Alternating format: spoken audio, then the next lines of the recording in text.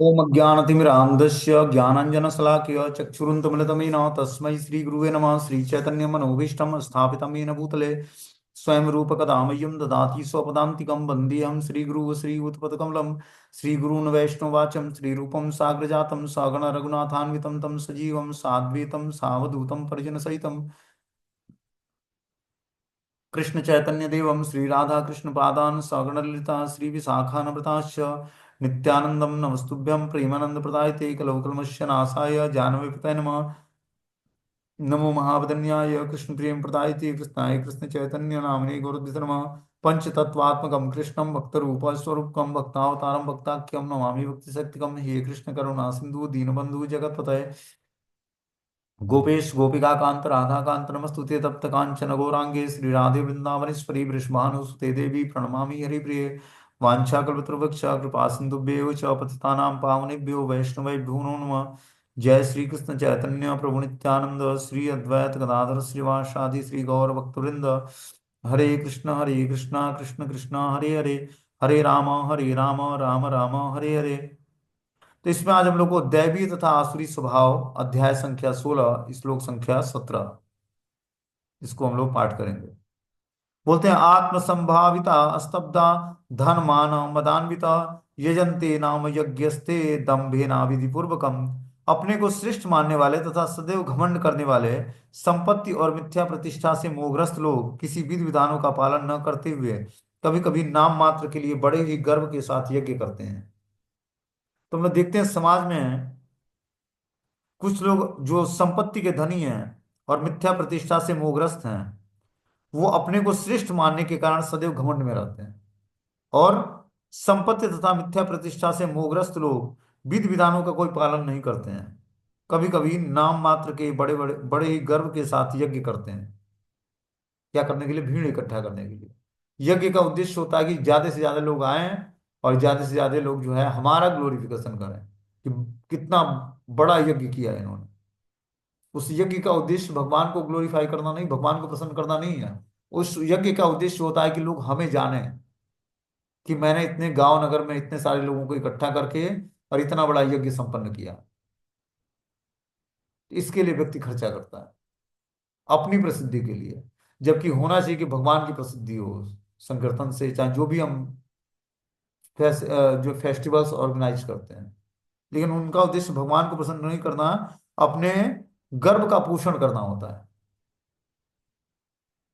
बोलते हैं अपनों को सब कुछ मानते हुए किसी प्रमाण या शास्त्र की परवाह न करके आसुरी लोग कभी कभी तथाकथित धार्मिक या याज्ञिक अनुष्ठान करते हैं।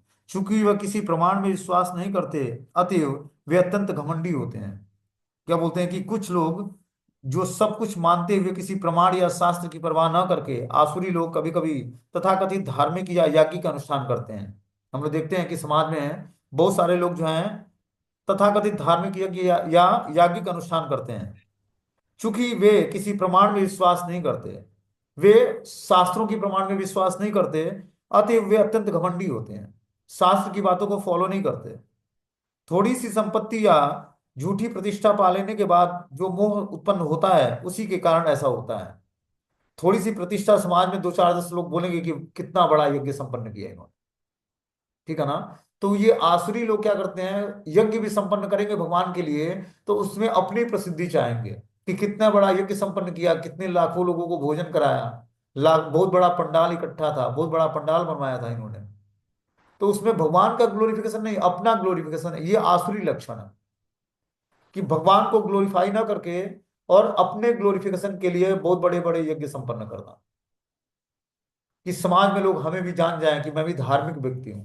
इसके लिए व्यक्ति जो है इस तरह के प्रोग्राम अरेंज करता है कि पंडाल प्रोग्राम होता है, लाखों व्यक्ति इकट्ठा होते हैं और प्रसाद का वितरण होता है। सभी लोग संकीर्तन करे नहीं करे कुछ नहीं करे, सब जो है उस मालिक का गुणगान कर रहे हैं जिसने अरेंज करा है कि इतना बड़ा पंडाल में लाखों लोग आए, लाखों लाखों लोगों को भोजन कराया इन्होंने। तो वहां पर भगवान का किसी ने गुणगान सुना या नहीं सुना उससे मतलब नहीं है, जो है जिसने अरेंज करा उसको अपना गुणगान सुनना है।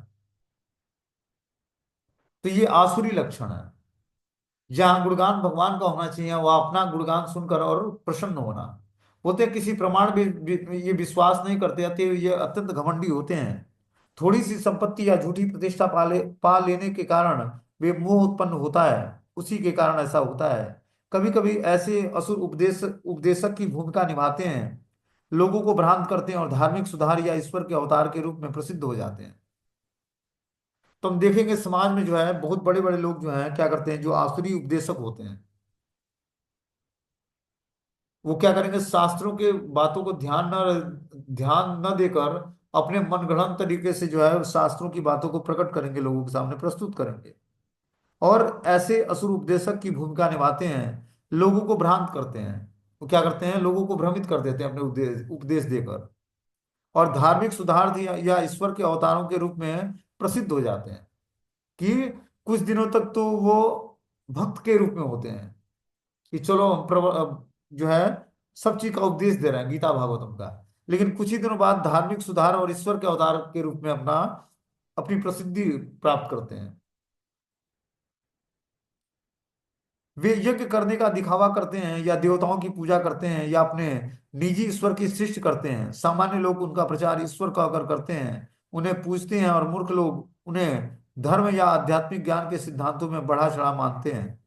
वे सन्यासी का वेश धारण कर लेते हैं और उस वेश में सभी प्रकार का अधर्म करते हैं। वास्तव में इस संसार में विरक्त होने वाले पर अनेक प्रतिबंध होने चाहिए, लेकिन ये असुर इन प्रतिबंधों की परवाह नहीं करते हैं। वे सोचते हैं कि जो भी धर्म बना लिया जाए वही अपना मार्ग है। तो जो आसुरी व्यक्ति होता है वो शास्त्रों की परवाह ना करके अपना जीवन जीने के लिए अपना एक मार्ग बना लेता है कि हमारे लिए क्या क्या कंफर्टेबल है। जिसे शास्त्र में बताया गया कि हरे कृष्ण मंत्र का जप करना है, 4 नियमों का पालन करना है। तो कितनी बहुत सारी संस्थाएं जो हरे कृष्ण मंत्र में दीक्षा देती हैं, लेकिन 4 नियमों का पालन सभी लोग नहीं कराते हैं कि चाय कॉफी नहीं पीना है, सब कुछ पीते खाते रहो, महामंत्र का जाप करते रहो। कुछ लोगों की ये मान्यता है। वही यहाँ पर बता रहे हैं कि जो है देवताओं की पूजा करते हैं या अपने निजी ईश्वर की सृष्टि कर लेते हैं या निजी मंत्र बना लेते हैं या निजी नियम बना लेते हैं जो शास्त्रों के विरुद्ध नियम है। सामान्य लोग उसका प्रचार ईश्वर का आकर करते हैं, उन्हें पूजते हैं, और मूर्ख लोग उन्हें धर्म या आध्यात्मिक ज्ञान के सिद्धांतों में बढ़ा चढ़ा मानते हैं। वे सन्यासी का वेश धारण कर लेते हैं और इस वेश में सभी प्रकार के अधार्मिक कार्य करते हैं। वास्तव में इस संसार में विरक्त होने वाले पर अनेक प्रतिबंध हैं, लेकिन ये असुर इन प्रतिबंधों की परवाह नहीं करते। जो विरक्त आश्रम में रहने वाला व्यक्ति है, उसको बहुत सारे प्रतिरोधों का सामना करना, प्रतिबंधों का पालन करना होता है। प्रतिबंध मतलब रिस्ट्रिक्शन, कि शास्त्रों की बातों में बहुत सारे रिस्ट्रिक्शन दिए हुए हैं पुरुष वर्ग के लिए। तो उस प्रतिबंधों को हमें फॉलो करना होगा, तब जाकर हम देव लक्षणों को प्राप्त कर पाएंगे। जब तक ये लक्षण है कि हम उस प्रतिबंधों की परवाह नहीं करते, तब तक हम आसुरी लक्षणों से युक्त होते हैं। वे सोचते हैं कि जो भी मार्ग बना लिया जाए वही मार्ग सही है। उनके समक्ष आदर्श मार्ग जैसी कोई वस्तु नहीं है जिस पर चला जाए। यहाँ पर अविधि पूर्वकम शब्द पर बल दिया गया है, जिसका अर्थ है विधि विधानों की परवाह न करते हुए ये सारी बातें सदैव अज्ञान या मोह के कारण होती है। तो बता रहा है कि जो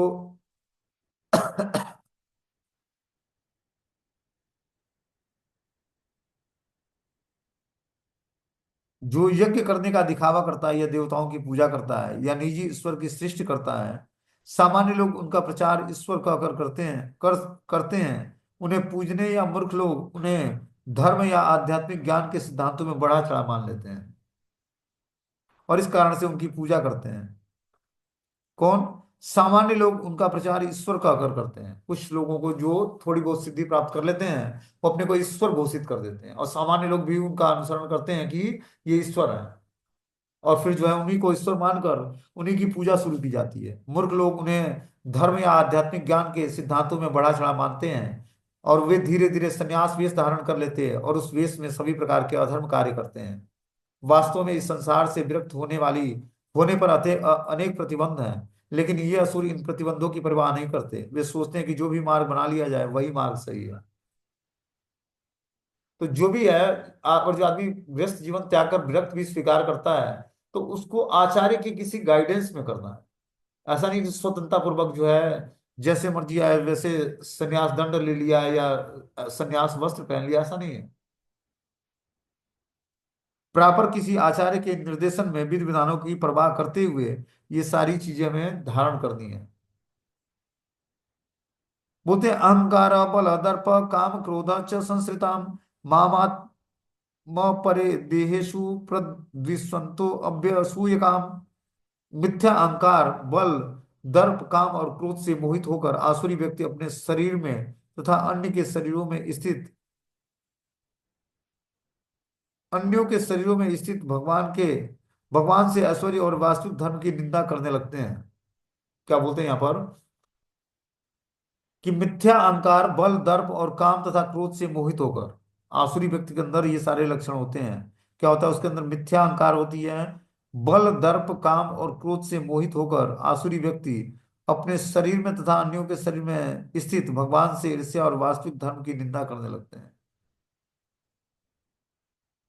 तो इस तरह से जो व्यक्ति आसुरी लक्षणों को एडॉप्ट कर लेता है, जो मिथ्यांकारी है, बल दर्प काम क्रोध और से मोहित है, ऐसा आसुरी व्यक्ति अपने शरीर में तथा अन्यों के शरीर में स्थित भगवान से ईर्ष्या और वास्तविक धर्म की निंदा करने करने लगते हैं। तो जो आसुरी लक्षणों को धारण करते हैं वो धीरे धीरे भगवान से ईर्ष्या करते हैं और वास्तविक धर्म की निंदा करते हैं। वास्तविक धर्म क्या है? कि हर एक जीवात्मा का वास्तविक धर्म है कि वो श्री कृष्ण का नित्य दास है। लेकिन जब व्यक्ति आसुरी लक्षणों को धारण करता है तो माया का दास बन जाता है। ठीक है ना? और इस कारण से भगवान से विमुख हो जाता है। इसीलिए हमें भक्ति करते हुए बहुत सारी सावधानियां बरतनी चाहिए। नहीं तो क्या होगा कि धीरे धीरे जो है आसुरी लक्षण अपने अंदर आ जाएंगे, और जब हम ऐसे व्यक्ति के टच में आएंगे और उतना भी हम पवित्र नहीं है, तो क्या होगा? धीरे धीरे जो है आसुरी लक्षण अपने अंदर आने लगेंगे।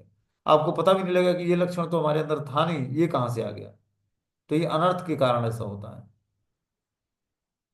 बोलते हैं, आसुरी व्यक्ति भगवान की श्रेष्ठता का विरोधी होने के कारण शास्त्रों में विश्वास करना पसंद नहीं करता। वह शास्त्रों तथा भगवान के अस्तित्व इन दोनों से ही ईर्ष्या करता है। यह ईर्ष्या उसकी तथाकथित प्रतिष्ठा तथा धन एवं शक्ति के संग्रह से उत्पन्न होता है। एक मिनट।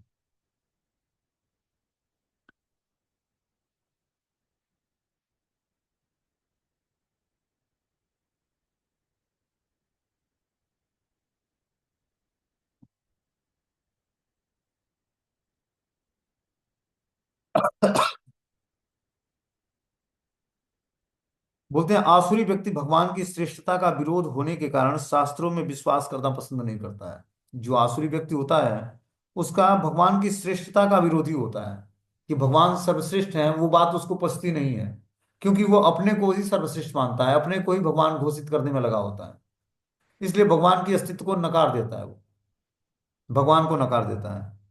और शास्त्रों के में विश्वास करना पसंद नहीं करता वो, शास्त्रों की बातों पर विश्वास नहीं करता वो। वह शास्त्रों तथा भगवान के अस्तित्व इन दोनों से ईर्ष्या करता है। शास्त्रों की बातों पर भी और भगवान की बातों पर भी, भगवान पर भी वो ईर्ष्या रखता है। यह ईर्ष्या उसकी तथाकथित प्रतिष्ठा।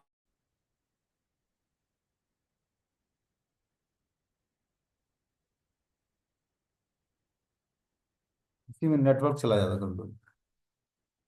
वह यह नहीं जानता कि वर्तमान जीवन अगले जीवन की तैयारी है। इसे न जानते हुए वह वास्तव में अपने प्रति और अन्यों के प्रति द्वेष रखता है। वह अन्य जीवधारियों की तथा स्वयं अपनी हिंसा करता है। वह भगवान के परम नियंत्रण की चिंता नहीं करता, क्योंकि उसे ज्ञान नहीं होता है। शास्त्रों तथा भगवान से ईर्ष्या करने के कारण वह ईश्वर के अस्तित्व के विरुद्ध झूठे तर्क प्रस्तुत करता है और शास्त्रीय प्रमाण को अस्वीकार करता है। जो आसुरी लक्षण वाला व्यक्ति होता है, पहले तो भगवान का के अस्तित्व को, शास्त्रों के बातों को विश्वास नहीं करता वो। दूसरा क्या करता? वो ईर्ष्या करता है, तथाकथित प्रतिष्ठा और धन और शक्ति संग्रह करना चाहता है। वह यह नहीं जानता कि वर्तमान जीवन अगले जीवन की तैयारी है, कि ये जो जीवन हम जी रहे हैं यही अगले जीवन का निर्माण करेगा हमारे। वो उसको ये पता नहीं होता है। इसे न जानते हुए वो वास्तव में अपने प्रति तथा अन्यों के प्रति भी द्वेष के परम नियंत्रण की द्वेष करता है। बता रहे हैं, इसे न जानते हुए, क्या न जानते हुए? भगवान को न जानते हुए वो धीरे धीरे जो है सबके प्रति द्वेष भाव रखता है। वो अन्य जीवधारियों की तथा स्वयं अपनी हिंसा करता है। वो भगवान के परम नियंत्रण की चिंता नहीं करता, क्योंकि उसे ज्ञान नहीं होता है। शास्त्रों तथा भगवान से ईर्ष्या करने के कारण वह ईश्वर के अस्तित्व के विरुद्ध झूठे तर्क प्रस्तुत करता है और शास्त्रीय प्रमाण को अस्वीकार कर देता है। इस कारण से वो उसके अंदर जो है लक्षण सारे आसुरी होते हैं। क्यों क्या करता है, पहले तो भगवान के अस्तित्व को नहीं मानता, दूसरा शास्त्रों की बातों को नहीं मानता, और भगवान में और वैष्णव में जो है ईर्ष्या द्वेष की भावना रखता है। उसके अंदर धीरे धीरे जो है वो भगवान के परम नियंत्रण की चिंता भी नहीं करता, कि भगवान हमें जो है सुप्रीम कंट्रोलर हैं और सबको इस संसार में कंट्रोल किए हुए हैं। और इस तरह वह प्रत्येक कार्य में अपने को स्वतंत्र तथा शक्तिमान मानता है। वह सोचता है कि कोई भी शक्ति बल या संपत्ति में उसकी समता नहीं कर सकता है, अतः वह चाहे जिस तरह कर्म करे, उसे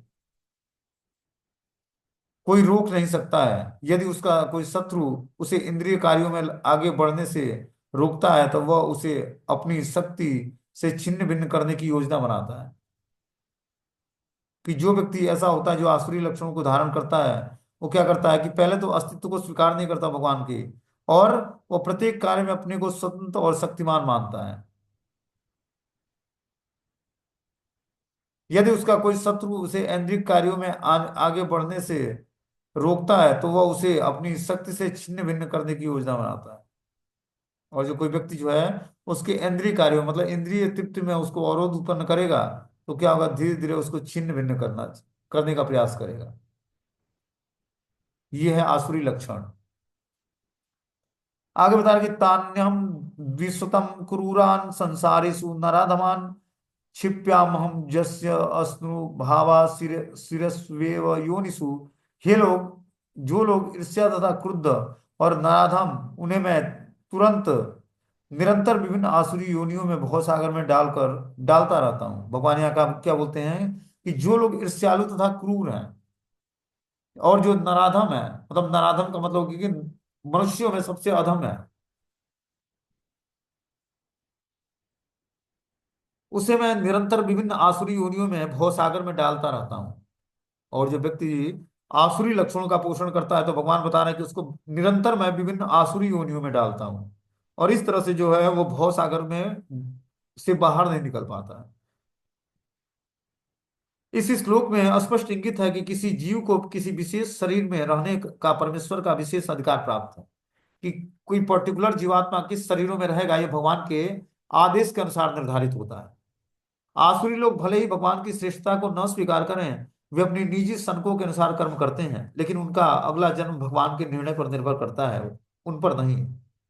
बोलते हैं कि आसुरी जो लोग होते हैं वो भगवान की श्रेष्ठता को स्वीकार नहीं करते, कि भगवान सुप्रीम गॉड है, उनकी भगवत्ता को स्वीकार नहीं करते। इस कारण से बता रहे हैं कि जो है जब व्यक्ति श्रीमद् भागवतम के तृतीय स्कंद में कहा गया कि मृत्यु के बाद जीव को माता के गर्भ में रखा जाता है, जहां उच्च शक्ति के निरीक्षण में उसे विशेष प्रकार का शरीर प्राप्त होता है।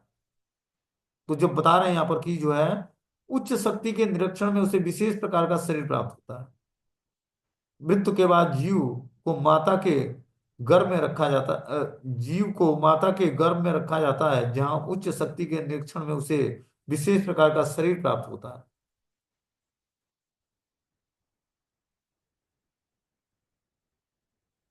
श्रीमद् भागवतम के तृतीय स्कंद में कहा गया कि मृत्यु के बाद जीव को माता के गर्भ में रखा जाता है, जहां उच्च शक्ति के निरीक्षण में उसे विशेष प्रकार का शरीर प्राप्त होता है। यही कारण है कि संसार में जीवों की इतनी योनियां प्राप्त होती हैं, यथा पशु कीट मनुष्य, ये सब परमेश्वर द्वारा व्यवस्थित हैं, ये अकस्मात नहीं आती। जहां तक असुरों की बात है, यहाँ पर स्पष्ट कहा गया कि ये असुरों के गर्भ से निरंतर रखे जाते हैं। इस प्रकार ये ईर्ष्यालु बने रहते हैं और मानव में अधम है। ऐसे आसुरी योनि वाले मनुष्य सदैव काम से पूरित होते हैं, सदैव उग्र, घृणास्पद तथा अपवित्र होते हैं। जंगलों में अनेक शिकारी मनुष्य आसुरी योनियों से संबंधित माने जाते हैं। क्या बता रहे हैं यहाँ पर कि संसार में जीवों की इतनी सारी योनियां हैं, यथा पशु कीट और मनुष्य आदि की, ये सब परमेश्वर द्वारा व्यवस्थित हैं, ये अकस्मात नहीं आई। जहां तक असुरों की बात है, यहाँ यह स्पष्ट कहा गया है कि असुरों के गर्भ में से निरंतर भगवान श्री कृष्ण प्रकट होते हैं।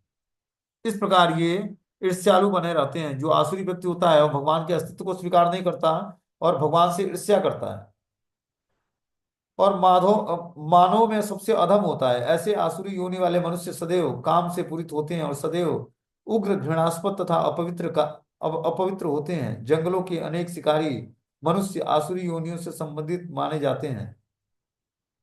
आगे इसमें बता रहे कि आसुरी योनि महापन्ना मूढ़ा जन्मनि जन्मनि मामा प्राप्य व कौन्तेय ययो ययो ततो यायात धमाम गति। हे कुंती पुत्र, ऐसे व्यक्ति आसुरी योनियों में बारंबार जन्म ग्रहण करते हैं, कभी भी मुझ तक नहीं पहुंच पाते। वे धीरे धीरे अत्यंत अधम गति को प्राप्त होते हैं। तो कौन ऐसे अधम गति को प्राप्त होता है? हे कुंती पुत्र, ऐसे व्यक्ति जो आसुरी योनियों में बार बार जन्म ग्रहण करते हैं। मतलब एक जन्म हुआ आसुरी परिवार में, फिर उसका जन्म हुआ किसी आसुरी परिवार में। तो ऐसा व्यक्ति जो है, बता रहे हैं कि जो है ऐसे व्यक्ति से जब हम जन्म ग्रहण हे कुंती पुत्र, ऐसे व्यक्ति आसुरी योनियों में बारंबार जन्म ग्रहण करते हुए कभी कभी मुझ तक पहुंच नहीं पाते हैं। वे धीरे धीरे अधम योनि को प्राप्त होते हैं। बोलते हैं यहाँ विख्यात है कि ईश्वर अत्यंत दयालु हैं, लेकिन यहाँ हम देख सकते हैं कि वे असुरों पर भी कभी कभी दया नहीं करते। यहाँ स्पष्ट कहा गया है कि आसुरी लोगों को जन्म जन्मांतर तक उनके समान असुरों के गर्भ में रखा जाता है। जो आसुरी व्यक्ति है, जैसे हम देखते हैं कि जो है हिरण्यकश्यप और हृणाक्ष, जो माता के गर्भ में आए तो क्या हुआ, तुरंत ही आकाश में काला घना बादल छा गया और जो है जो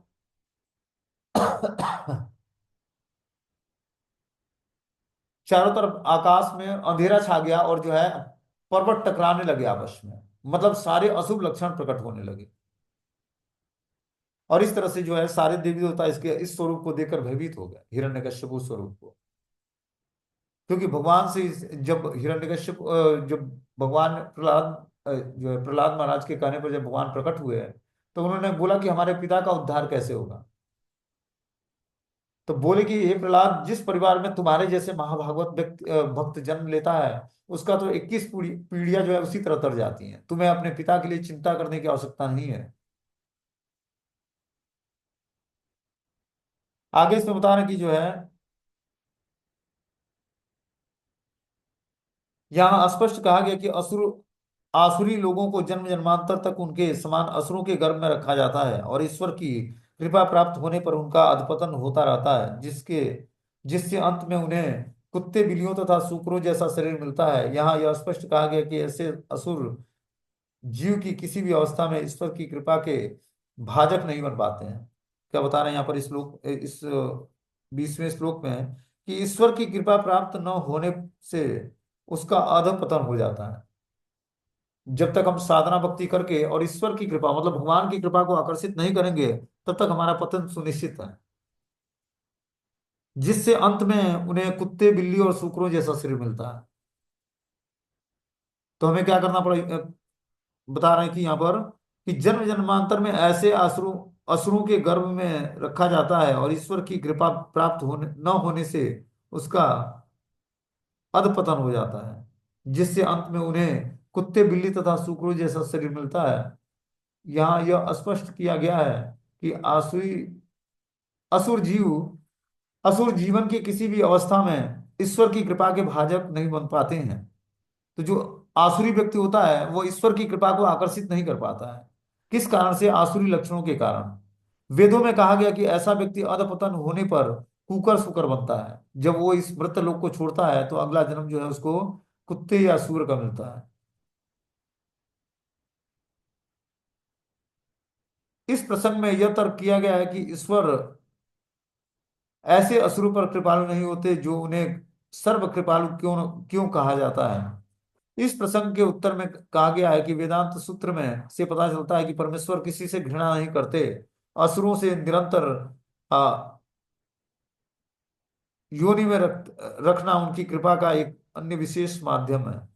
कभी कभी परमेश्वर असुरों का वध करते हैं, लेकिन यह असुर भी अनेक उनके लिए कल्याणकारी होते हैं। वैदिक साहित्य में से पता चलता है कि जिस किसी का वध परमेश्वर द्वारा होता है उसकी मुक्ति निश्चित होती है। इतिहास में ऐसे असुरों के अनेक उदाहरण प्राप्त हैं, यथा वराह, कंस,